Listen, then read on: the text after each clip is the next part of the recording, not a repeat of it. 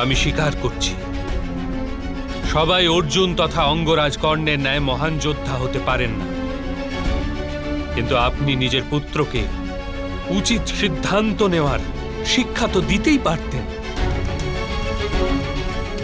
যদি আপনি এহেন কার্য করতেন তবে আজ আপনার পুত্র ধর্মের শত্রু হতো না, আর আপনাকেও অধর্মের পক্ষে থেকে যুদ্ধ করতে হতো না। আমি নিজের পুত্র অশ্বত্থামাকে সর্বসুখ প্রদানের বাসনা রেখেছিলাম বাসুদেব। আমার পুত্র অশ্বত্থামার প্রতি আমার হৃদয়ে প্রেমের না। কারণে। ভালোবাসা তো উন্নতি ঘটায়, উচিত অনুচিতের জ্ঞান দান করে গুরুদেব। ভালোবাসা থাকলে আপনিও অধর্মে আবদ্ধ হতেন না, আর আপনার পুত্রও অধর্ম থেকে নিষ্কৃতি পেত। বাস্তবে প্রেম নয়, আপনার মনের মোহ। প্রেম আর মোহের মধ্যে কি প্রভেদ রয়েছে আপনি কি কখনো বিচার করেছেন?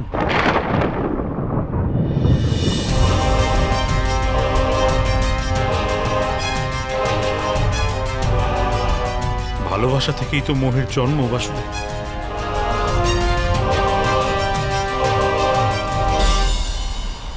না, বাস্তবে যেখানে প্রেম থাকে সেখানে মোহ তো থাকেই না। প্রেমের জন্ম করুণা থেকে হয়, আর মোহের জন্ম অহংকার থেকে। প্রেম বলে আমার পুত্রকে ঈশ্বর সংসারে সমস্ত সুখ দেবেন, আর মোহ বলে আমি নিজের পুত্রকে সংসারের সমস্ত সুখ দেব। প্রেম বলে নিজের পুত্রের জন্য আমার গর্ব হোক, আর মোহ বলে আমার পুত্রের আমাকে নিয়ে গর্ব হোক। প্রেম মুক্তি দেয় গুরুদেব, মোহ আবদ্ধ করে। প্রেম তো ধর্ম গুরুদেব, আর মোহ মোহ অধর্ম।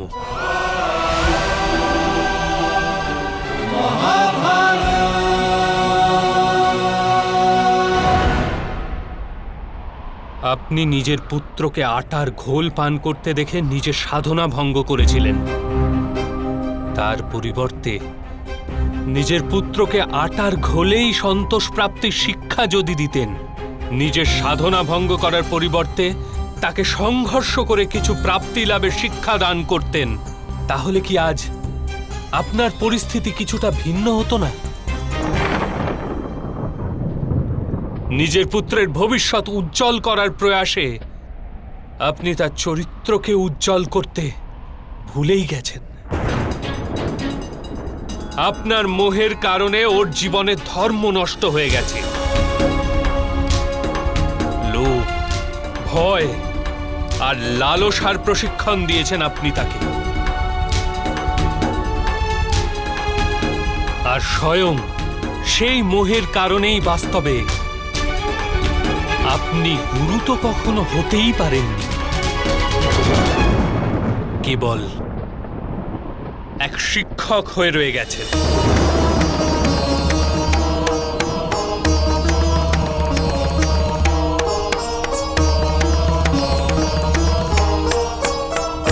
এরূপ কেন বলছেন বাসুদেব? আমি তো নিজের সমগ্র জীবনে নিজের সমস্ত শিষ্যকে সম্পূর্ণ নিষ্ঠার সাথে উত্তম করে তোলার প্রচেষ্টা করেছি। গুরু সে হয় যে বিদ্যাকে দান করে থাকে, বিদ্যার ব্যবসা করে না।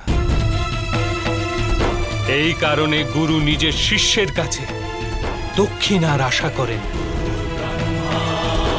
মূল্যের নয়। কিন্তু আপনি নিজের অমূল্য জ্ঞানের মূল্য নির্ধারণ করেছেন। নিজের জ্ঞানের পরিবর্তে নিজের শিষ্যের নিকট প্রতিশোধ চেয়ে আপনি কেবল নিজের জীবনই বিষাক্ত করেননি, বরং নিজের শিষ্যদের জীবনও বিষাক্ত করে দিয়েছেন। আর এই সমস্ত নিজের মোহ ও অহংকারের বশে করেছেন। আপনি গুরু নন দ্রোণাচার্য, যে ব্যক্তির হৃদয়ে অহংকার আর মনে মোহ তথা লালসা থেকে থাকে, তার হস্তে ধর্মের কার্য তো হতেই পারে না।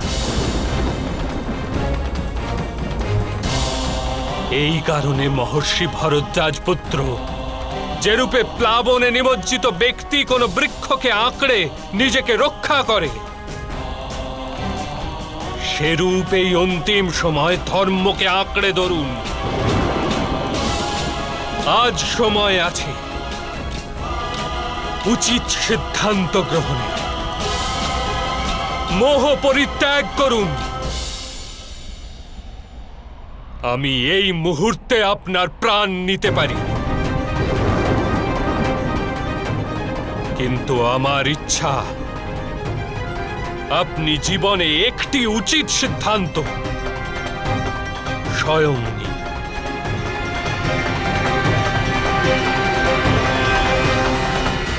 যথার্থ বলেছেন আপনি। আমারই দোষে আমার পুত্র অশ্বত্থামার দণ্ডপ্রাপ্তি হল।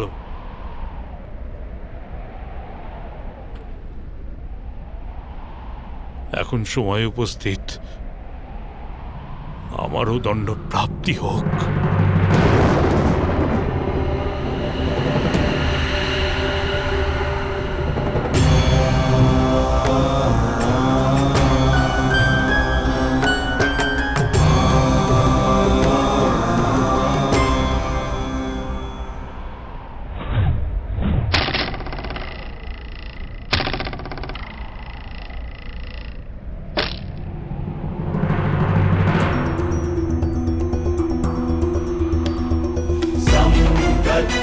स्वपितृभिः संयमनिष्ठपूर्तेन परमेभ्यो मन्दित्वा यावद्रं पुनरस्तमेहि सं गच्छस्व तन्वा सुवर्चा।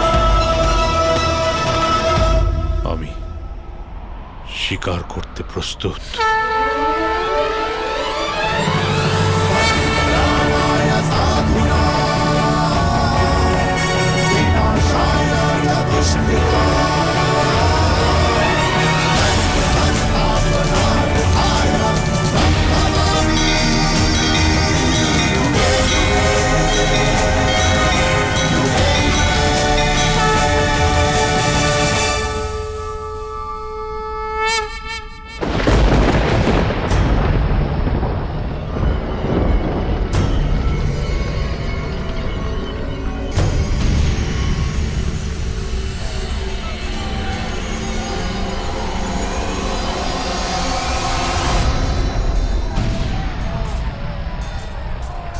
আমার অন্তিম সময় উপস্থিত বাসুদেব।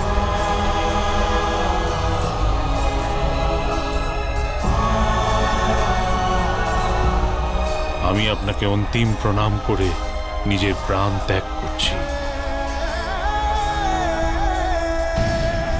আমার কন্যা সমদ্রৌপদীকে বলবেন, মহর্ষি ভরদ্বাজ পুত্র দ্রোণ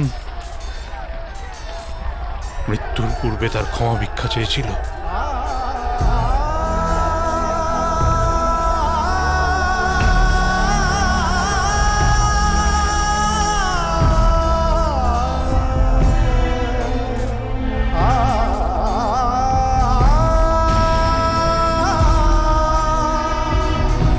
ধৃষ্টদ্যুম্ন কোথায়? গুরুদেব!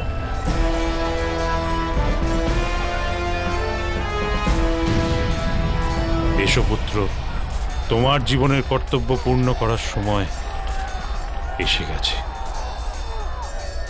এসো।